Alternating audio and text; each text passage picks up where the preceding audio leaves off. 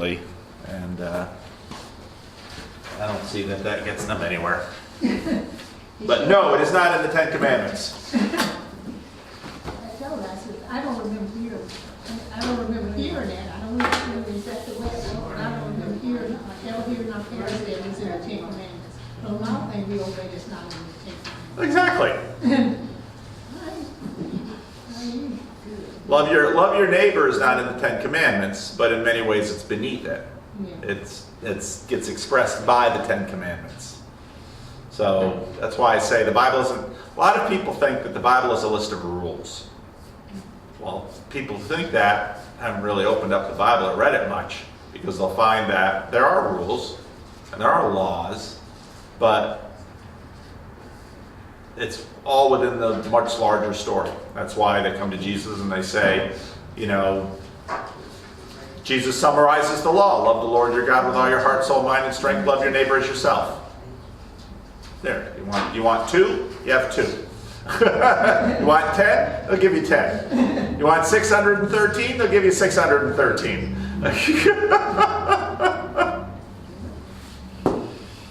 All right. Let's open with prayer.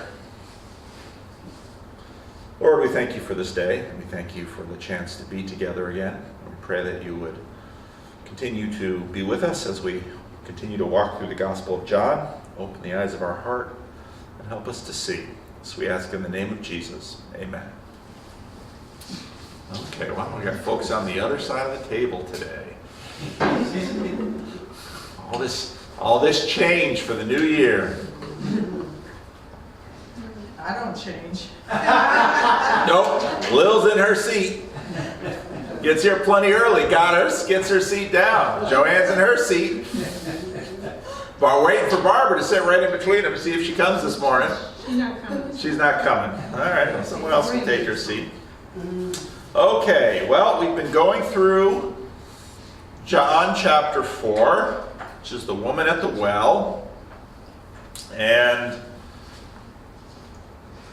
let's see. So it begins, Jesus is going through Samaria.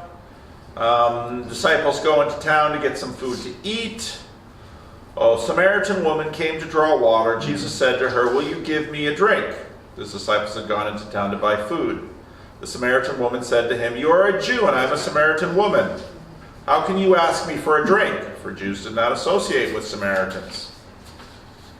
Jesus answered her, "If you knew the gift of God, who it is that asked you for a drink, you would have asked him, and he would have given you living water." "Sir," the woman said, "you have nothing to draw with, and the well is deep. Where can you get this living water?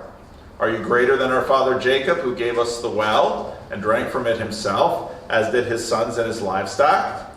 Jesus answered, "Everyone who draws this water will be thirsty again, but whoever drinks the water I give them will never thirst. Indeed, the water I give them will become in them a spring of water welling up to eternal life." The woman said to him, "Sir, give me this water so that I won't go thirsty and I won't have to keep coming here to draw water." He told her, "Go call your husband and come back." "I have no husband," she replied. And Jesus said, "You are right when you say you have no husband. The fact is you have had 5 husbands, and the man you have now is not your husband. What you have just said is quite true." "Sir," the woman said, "I can see that you are a prophet. Our ancestors worshipped on this mountain, but you Jews claim that the place where we must worship is in Jerusalem." "Woman," Jesus replied, "believe me, a time is coming when you will worship the Father neither on this mountain nor in Jerusalem.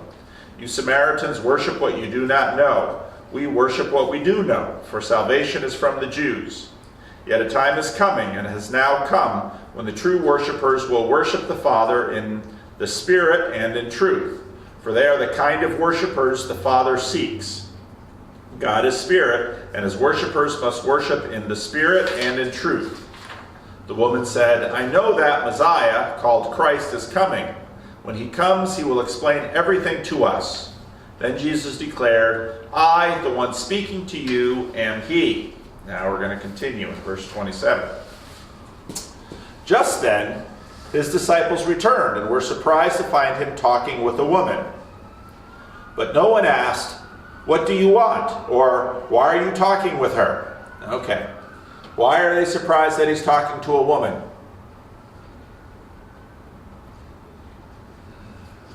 Generally, men would not talk to a single woman.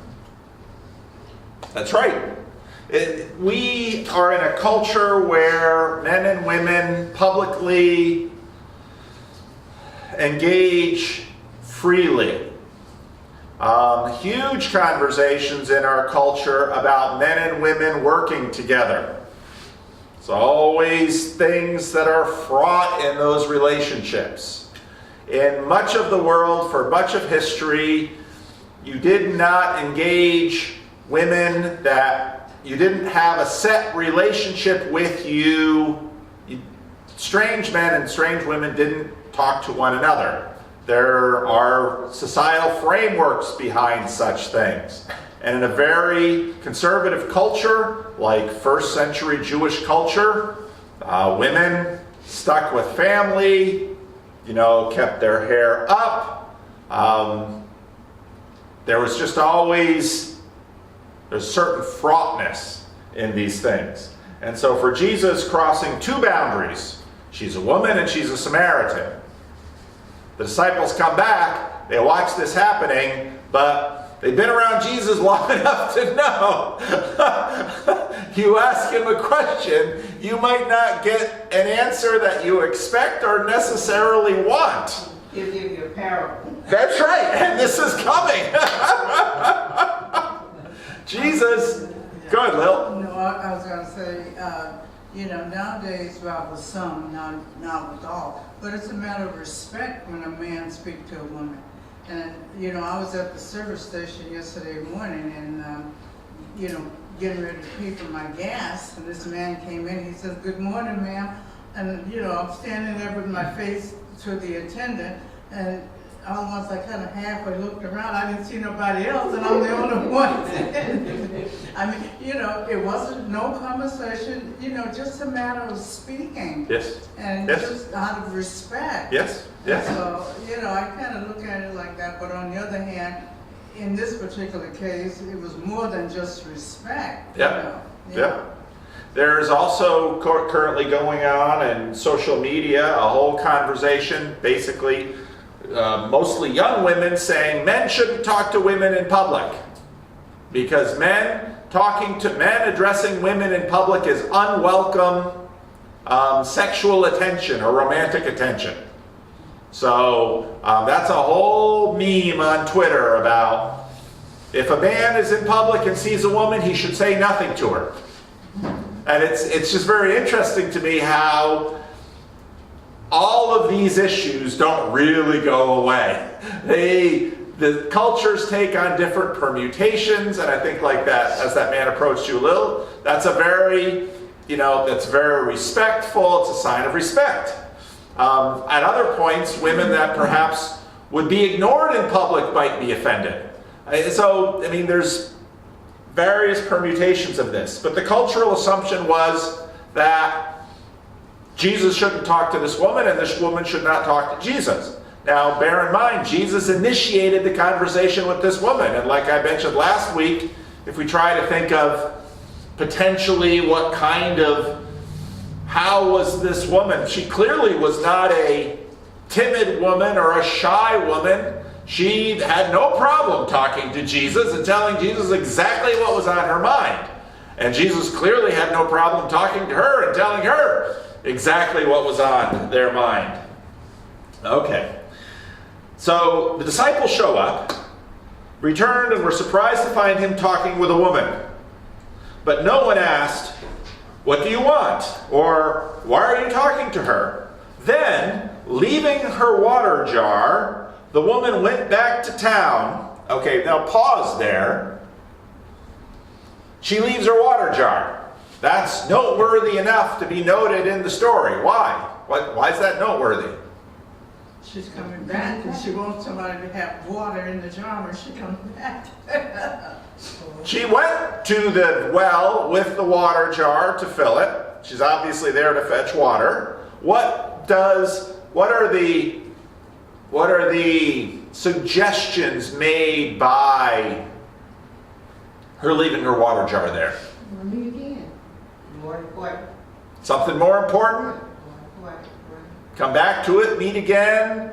I mean, it's very interesting how leaves Scared off by the disciples? scared off by the disciples. Lots of layers to it.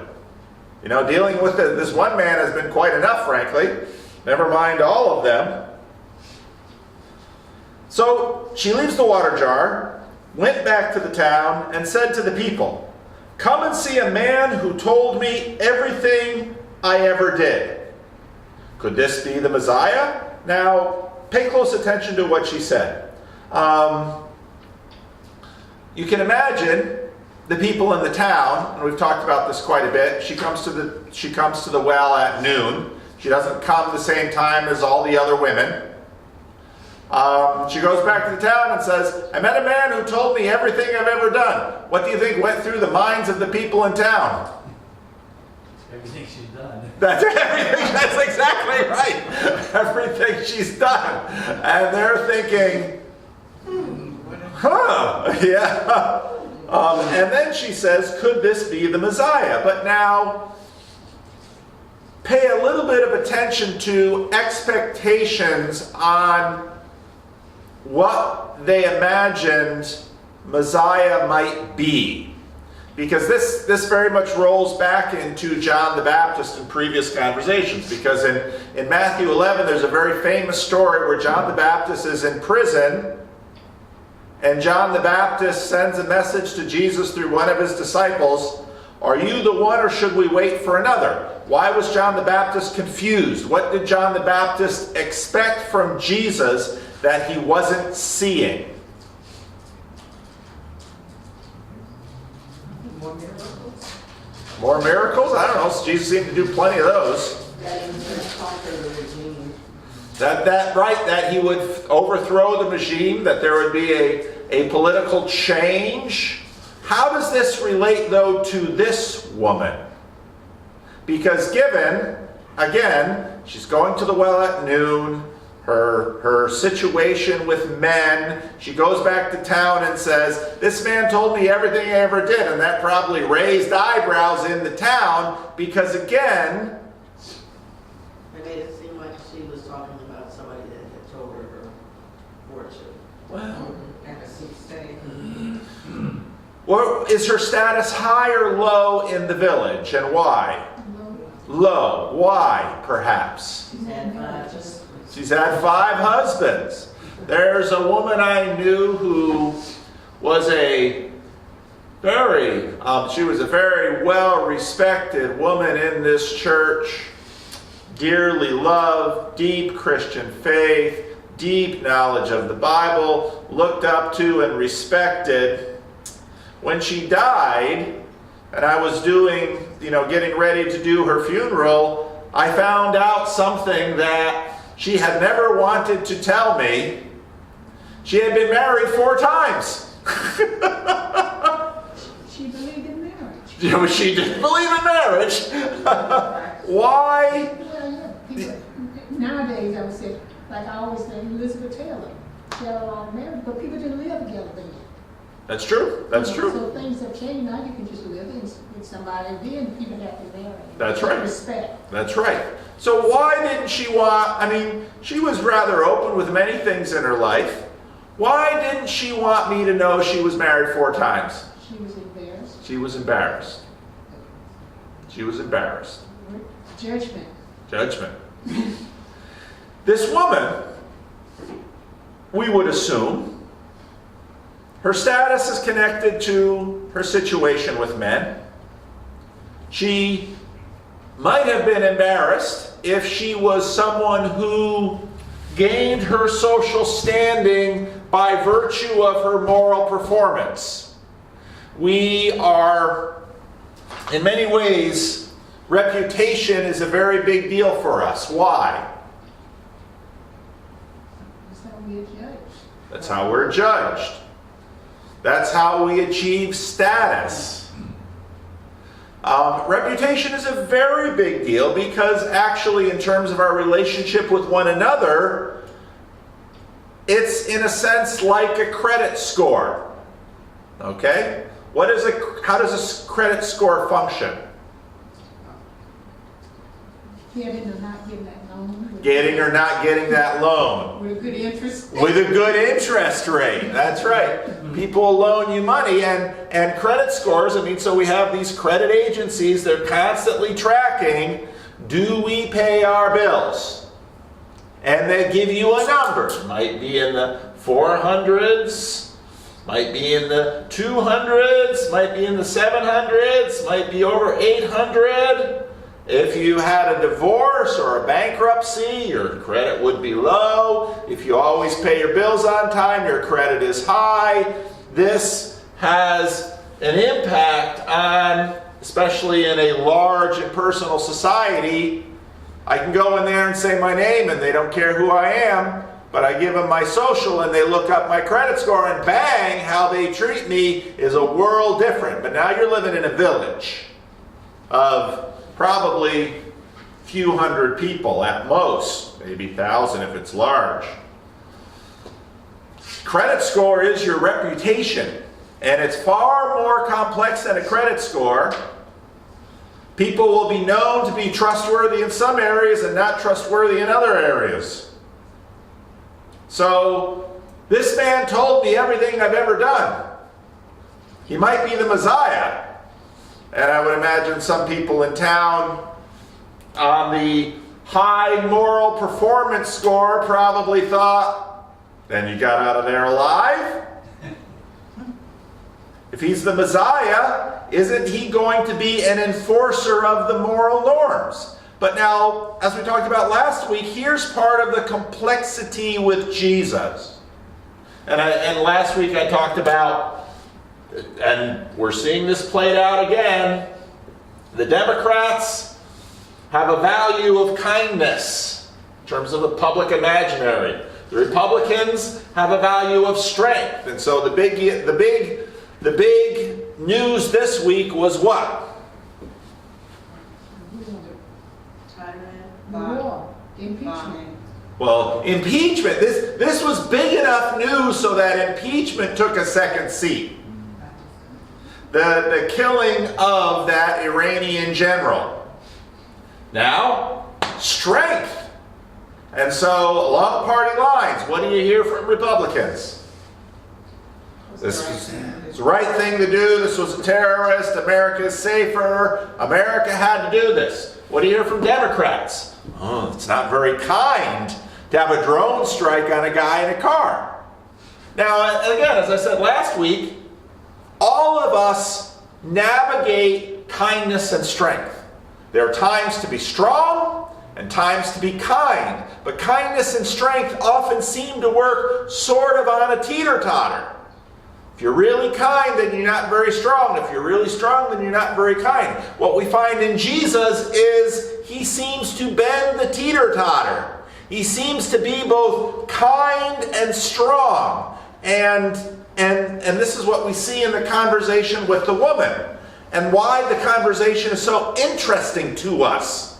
Because how can Jesus be both kind and strong at the same time? This woman, we would imagine from a Messiah, the kind that John the Baptist is thinking about. John the Baptist's Messiah is very strong. The axe is laid at the root of the tree. When the Messiah gets here, all of these morally wobbly people, all these wobbly people who are, well, think about it in different ways, sympathetic to the pagan contamination of God's own people in God's own land, are going to pay for what they've done. That's a talk about strength. Is Jesus morally strong? We hear it. We read the Sermon on the Mount. You read that and you say, if this is the standard, who can meet it? Is Jesus morally kind? Yes.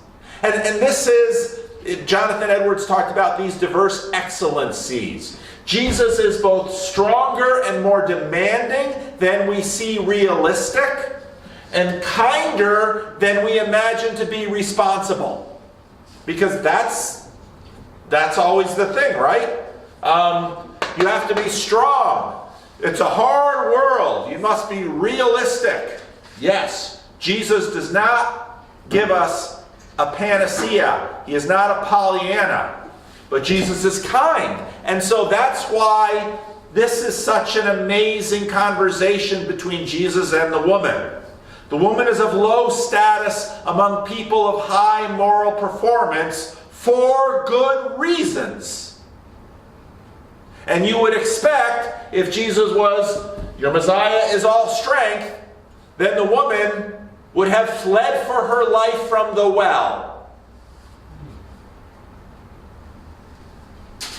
If Jesus is all kind, the woman also isn't changed at the well. Well, Jesus doesn't care how many men I have. Jesus knows everything she's ever done. I think he might be the Messiah. Now we're going to get into an issue that's going to come through here. It comes through a lot in the Synoptics, that people are impressed by miracles. People are impressed by, Forrest does a magic show. No one in this church has ever argued that Forrest is doing anything unchristian when Forrest does his magic. Why? What is Forrest doing when Forrest gives us a magic show? It's a sleight of hand. It's a sleight of hand. Forrest is misdirecting us. And I'll tell you, Forrest has some of these tricks that I watch him do it, and I just think, how on earth has he done that? And he won't tell us, because that's the game. That's the fun of it all. But no one here imagines that Forrest is conjuring dark powers to allow him to put this little note inside the orange. But I have no idea how Forrest does that. It's amazing. But Jesus said something to this woman that he should not have known. He's a total stranger. The disciples know he's a total stranger. The woman, and again, I contrast this with the story of Jesus at the Pharisees' house. When Jesus goes to Jesus is at a dinner in the home of a Pharisee. Now, who were the Pharisees? We talked about that in John 3 with Nicodemus. Jewish leaders. Now, one of the things that happens in a society is you have a moral order. And we talked about tithing, right? You have a moral order. And if you comply with the moral order, your reputation goes up. And if you fail the moral order, your reputation goes down, as does your status. This is how morality works in a group of people. Jesus goes to this dinner in the house of a Pharisee. The Pharisees' high moral status via compliance. We don't eat with certain people. We don't eat certain things. We do the right things. Many of us would like, what kind of neighbors do we usually want? Do we want someone who leaves cars rusting on the front yard, has loud parties in the middle of the night, is sloppy drunk, fighting with their wife and their kids? These the kind of neighbors we want? We like neighbors of high moral status because they're orderly. They keep the property values up. They don't bother us. There's no spillover from the chaos in their life. Keep the chaos within the four walls of your home. Thank you very much. We like that. Okay, Jesus goes to this party. Generally speaking, at a party, the host makes provision for the welcoming of the guests via hospitality. And part of that in that culture was foot washing. Why?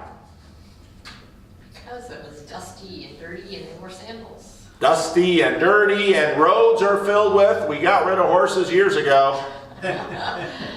Donkeys. Roads are filled with urine and feces. And if you're walking, that's what you're walking in. Now remember, clean, unclean. So ceremonially, religiously, and also just in terms of hospitality, you enter a home, a servant washes your feet because you don't want to track that into the house. They don't wash Jesus' feet. A woman comes in. The woman in that community had low status because she's not morally compliant, and she's washing Jesus' feet and drying them with her hair, letting down her hair. Scandalous. And the Pharisees say, if he knew who this woman was, he would not let her touch him. Jesus turns the tables on them.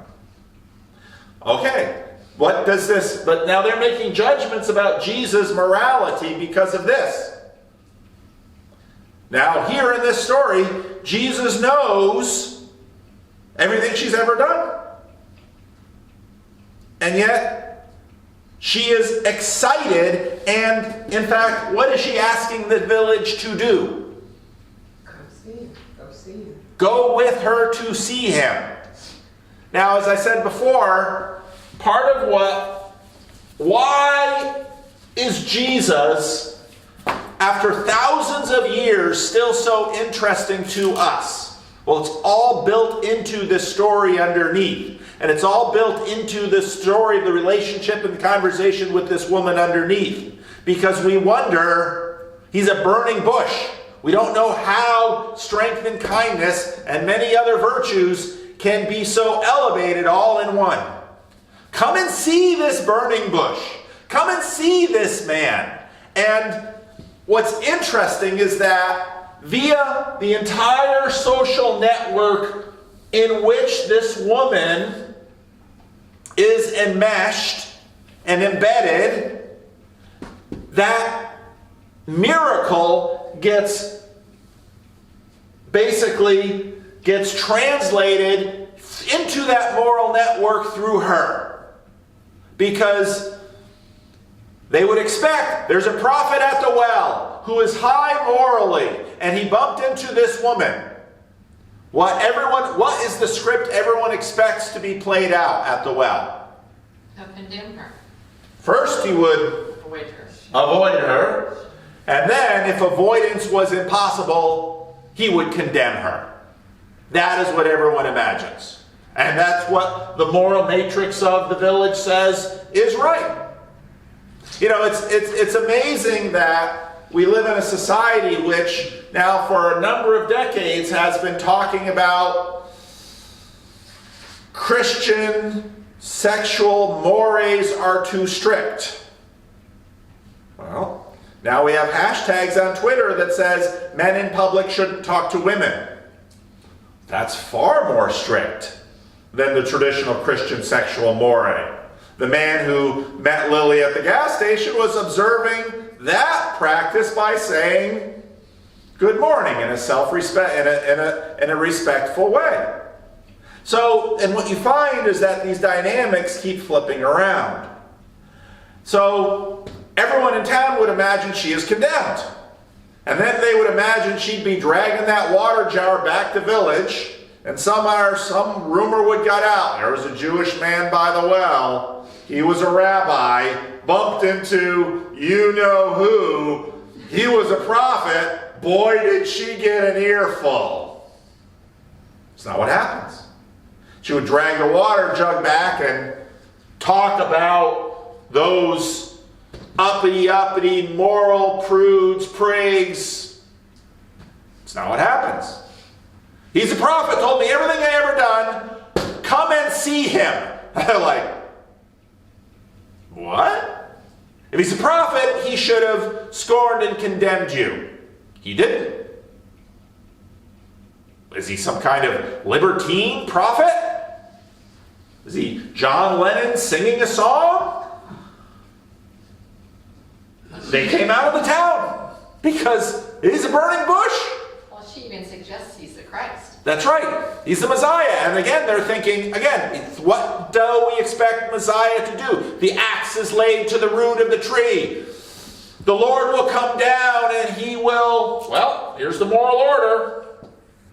He will reward those at the top who have been not eating the right things, who have been doing the right things sexually, who have been doing the right things politically. He will reward these people, and these people at the bottom, tax collectors, prostitutes, politically wobbly, morally wobbly, these people will be the chaff that will be burned up with fire. That's the script.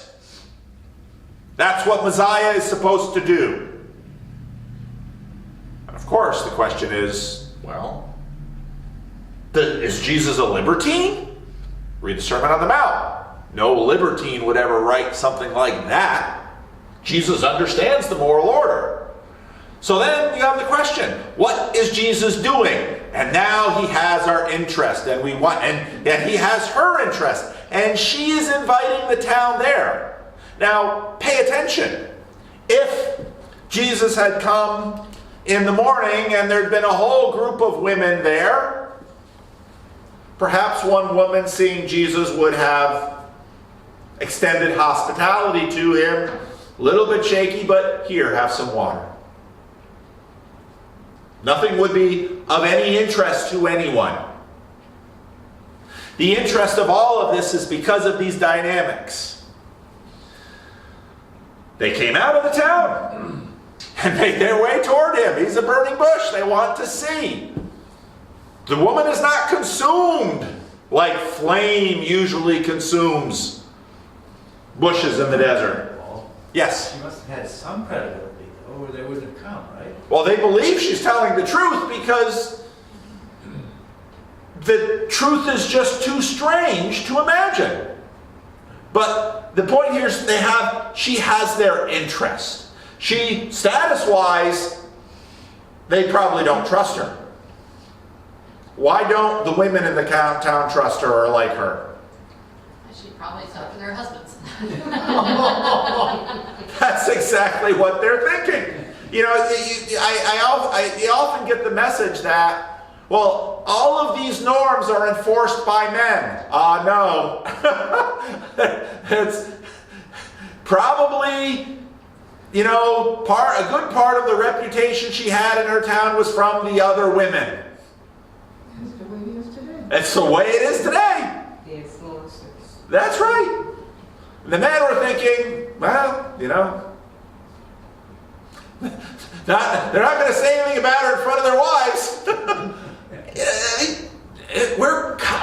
We're like this, and it's complex, and it's all together. So the fact that this woman says this, well, let's go out and see. What on earth is going on? Again, it's like a burning bush.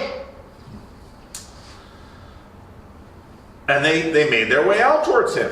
So, again, now what we're seeing is these scenes. And what you'll often find in these stories is that there are these couplets. All right? Jesus talks to the woman talks to Jesus. The disciples come out. Jesus talks to the disciples talk to Jesus. And it's always boom, boom, boom, boom, back, forth between pairs. Very seldom do we see sort of three people conversations. It's usually back and forth. All right? So, Jesus and the woman, there's a scene. So Jesus and the woman, and then the disciples enter. And then the woman and the people of the town. And then Jesus and the disciples. And so you'll just watch this go back and forth as we go through. So pause again, switch scenes. Meanwhile, Back at the range. back at the ranch, back at the well, his disciples urged him. So the first interchange with the disciples was surprised to see him talking to a woman. Hey, should not, again, you've got the moral matrix here. In the moral matrix, Jesus should have been doing what? In the minds of the disciples? Avoiding her. Avoiding her.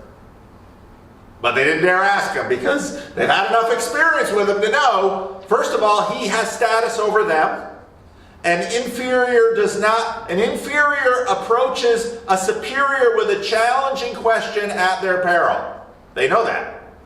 But, they're curious. So Jesus has their attention. But they don't want to ask him. So they're going to avoid that. And now they're going to do the hospitable thing because they went to town and they got food. So, Rabbi, eat something. Now, see again, Jesus is at the well. A Samaritan woman a moral Samaritan woman might, practicing hospitality, afford water to Jesus. That would have been a generous thing for a Samaritan to do.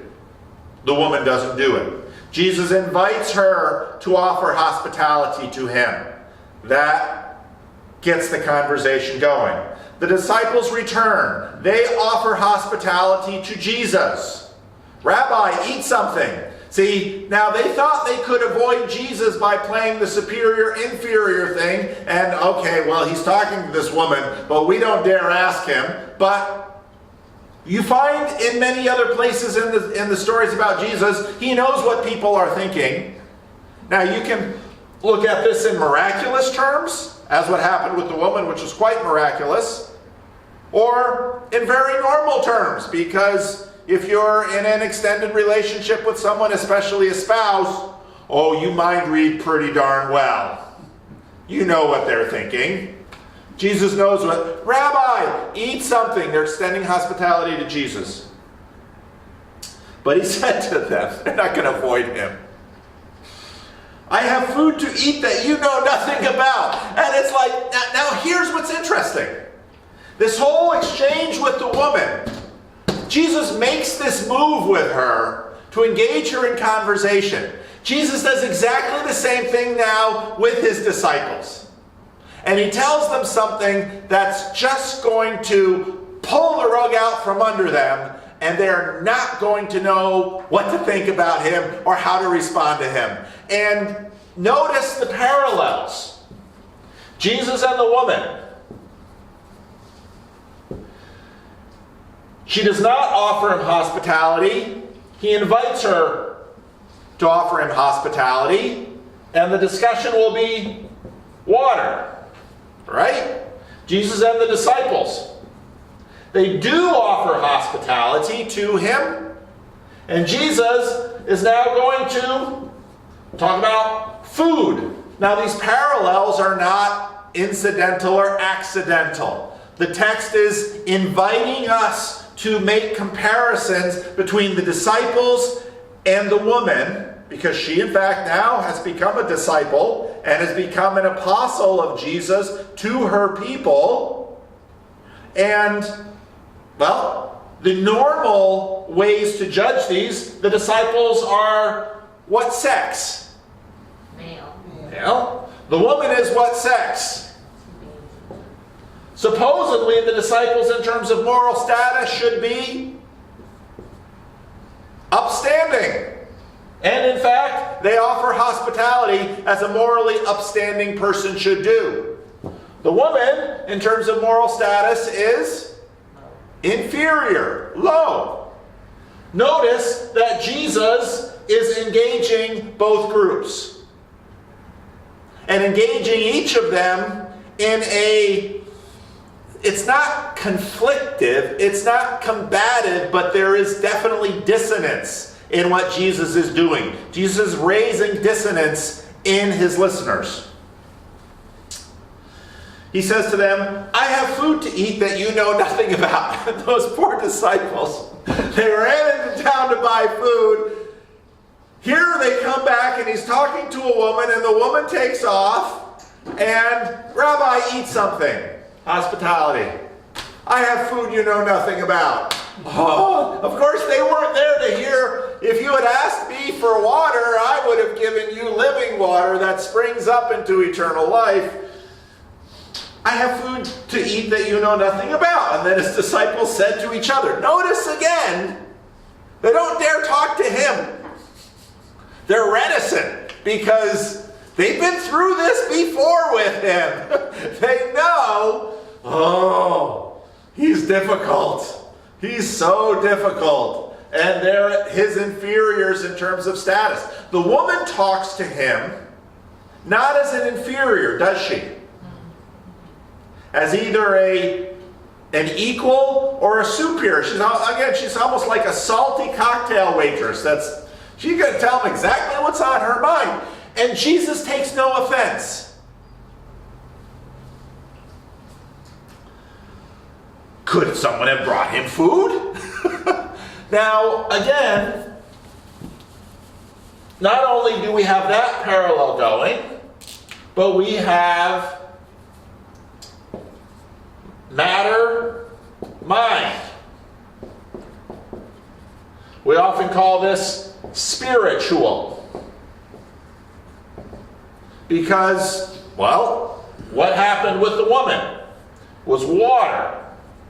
Now it's food. And the woman is thinking about the water in the well, and the disciples are thinking about the food that they had just ran to get. And Jesus is going to flip this. He is going to, in fact, at the sermon, which is on John 1 today, we're going to see that Jesus plays over this line all the time. John 1 says, Word becomes flesh. See, Jesus always working this hinge here. Did someone bring him food? Could someone have brought him food? My food, said Jesus, is to do the will of him who sent me and to finish his work. All right. Who's that?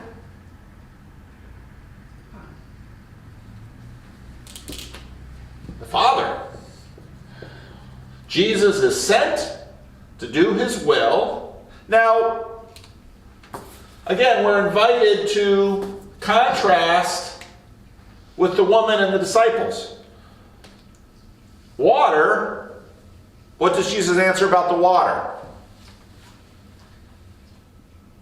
And he had living water, she would never thirst again. She would never thirst. Now, with the disciples, contrast is a little different, isn't it? I'm sent to do my food, says Jesus, is to do the will of him who sent me and to finish his work. Now let's pause a little bit and think about that image, that picture. What is food? Nourishment, sustenance. Sustenance. And food and water are really interesting in this duality here, aren't they? Because food is very physical, and if you don't eat food, what do you endanger?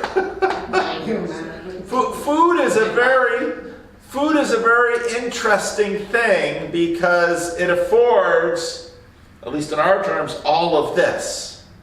Now Jesus says, my food. Now can you think of any other Bible story with Jesus that might connect with this?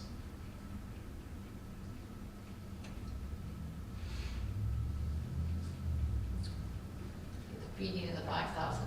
Okay, feeding of the 5,000. All this abundant food. Any adversarial story that involves stone? Temptation by Satan. Temptation. Jesus is fasting in the wilderness, and Satan comes and says what to Jesus? Turn these stones into bread. Turn these stones into bread. What is Jesus' answer? Man must not live by bread alone, but by what? Every Every word. word proceeded out of God. Man does not live by bread alone, but in many ways by doing the will of God. That is our food. Now think about that for a while. How is doing the will of God connected to food? And what food is for us? Well, both food and water are necessary for life. And for spiritual life, doing the will of the Father is necessary. That's right. So, we've talked about, is tithing in the Ten Commandments? No. What is it for? What is obedience for? I always do misery, deliverance, gratitude, but there's a bit of a cycle in there too.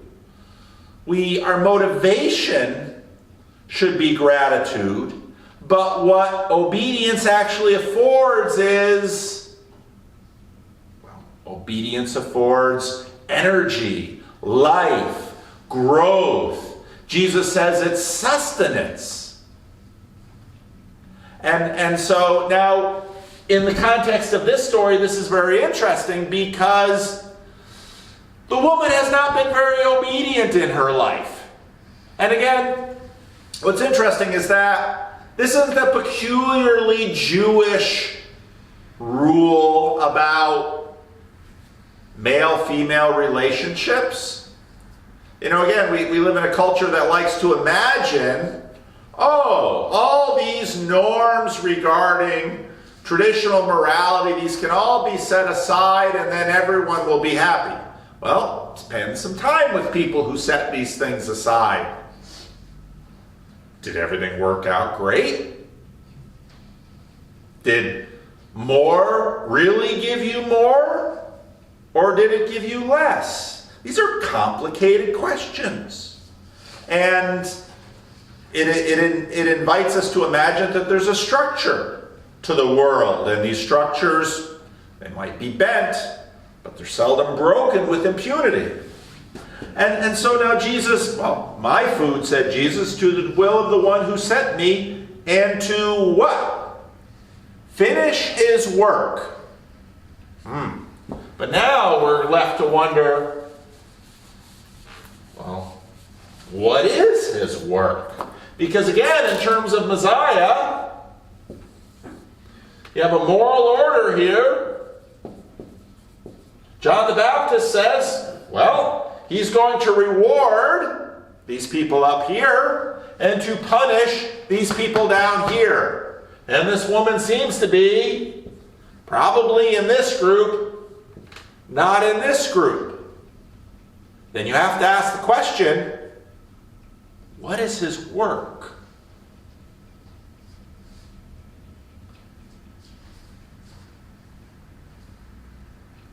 Is his work to look at the world as it is and reinforce the moral order with reward and punishment?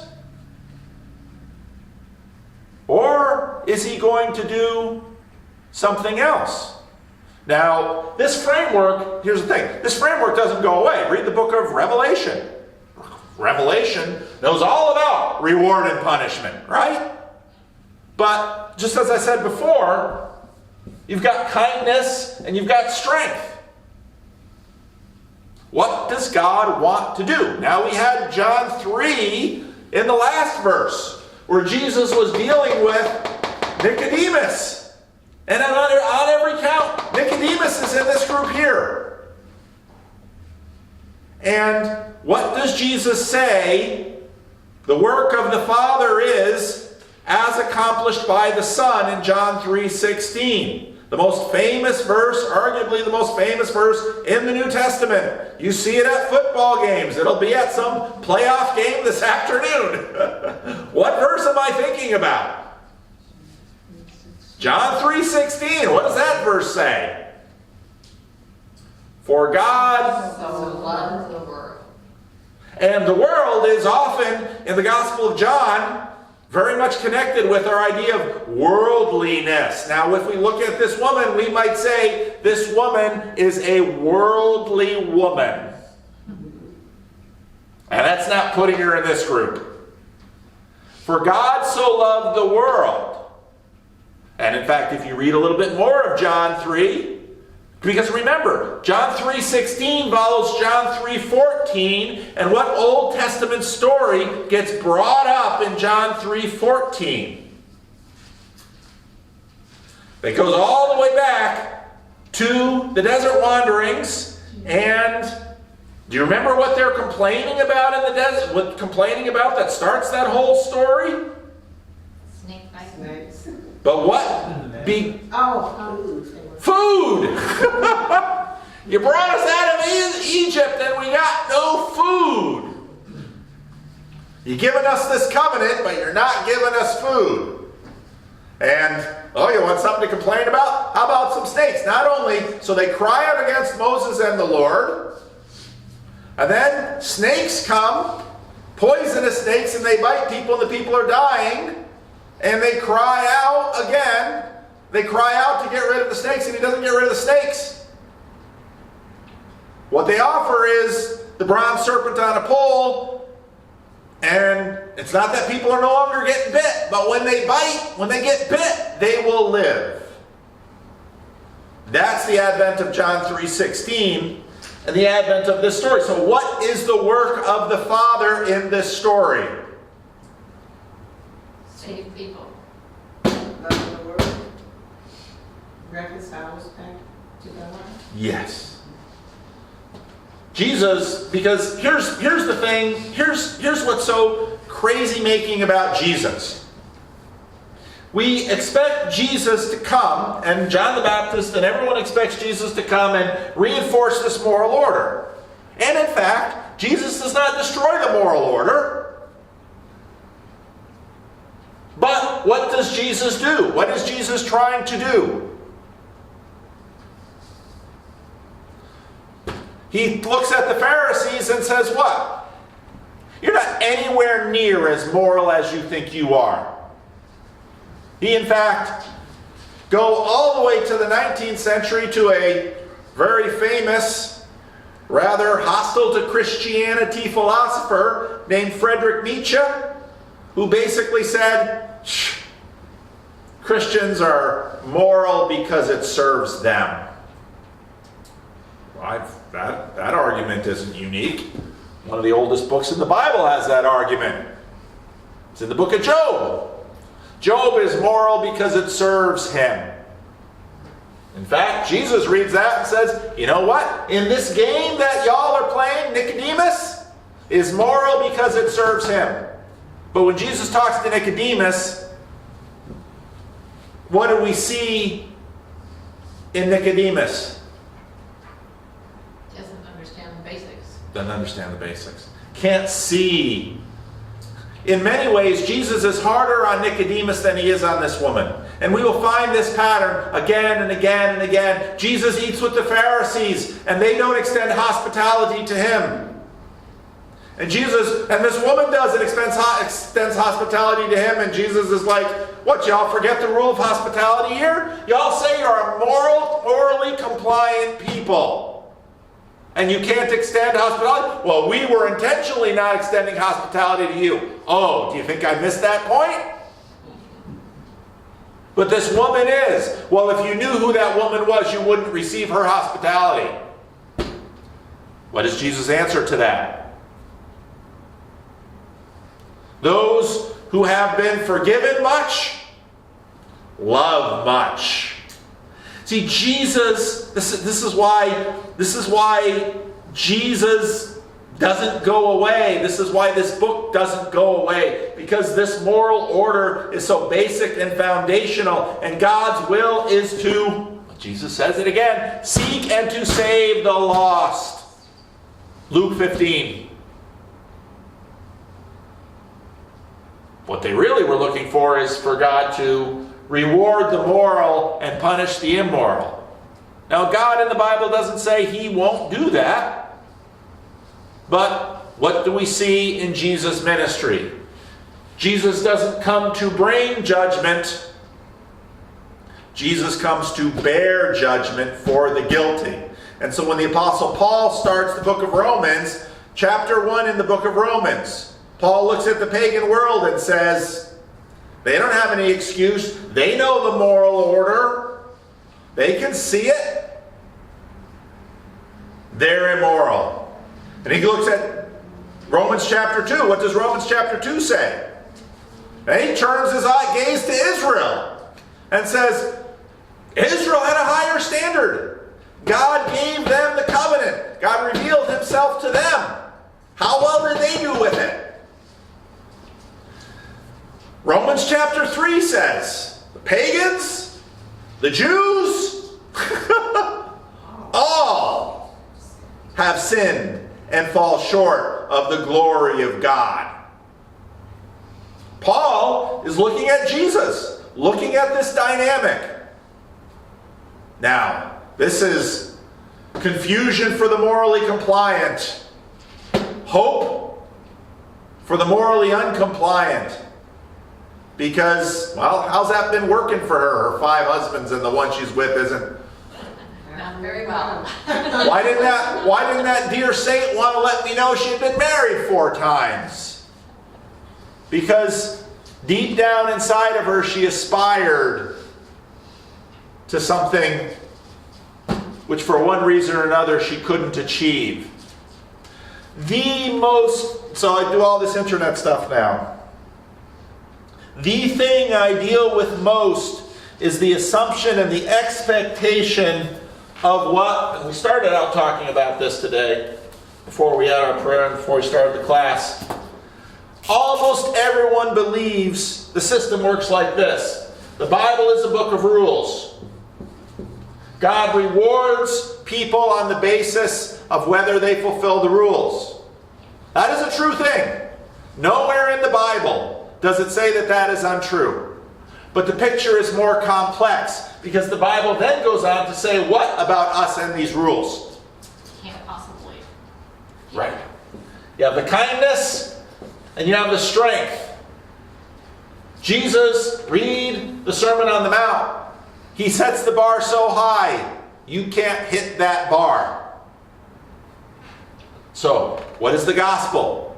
We rely on the mercy of God. We don't rely on our moral performance. And the moralists were relying on their moral performance, and Jesus says, you're in real jeopardy because you're relying on your moral performance. And Jesus says again and again, well, who will come in to the feast of the patriarchs? That's an eschatological image that Jesus uses. The people that you don't imagine will come into that feast because they rely on what? They rely on the generosity of God, not on their moral performance. Probably the most confusing parable in the Bible. You have Luke 15, where you have the lost coin, the lost sheep, and the lost son, prodigal son. Right after Luke 15, this is Jesus talking with the religious leaders. They're criticizing Jesus. Right after in Luke 16, you have this really strange story of a crooked manager who embezzles from his master. And again, you've listened to all of these other stories, and the pattern's pretty clear. The master is God, and the servants are us. And this servant is crooked. And this servant embezzles. And then when he finds out the jig is up, he goes deeper. And I like the working of this by a guy named Kenneth Bailey. Because basically what Kenneth Bailey asserts is what this parable is really about. Is about this question of whether we rely on our own moral abilities or on the generosity of God. And what this parable makes clear, I think, is that what on earth about this man's behavior warrants praise? Nothing! But in the story, the master praises the man basically for relying on the generosity of the master, because at least this guy knew himself. And the woman at the well, she knew herself. She was out there at noon. The disciples, a little bit of tension. A little bit of tension. And in fact, I would argue, everybody's got their pet theory behind Judas. I would argue it's exactly this dynamic that leads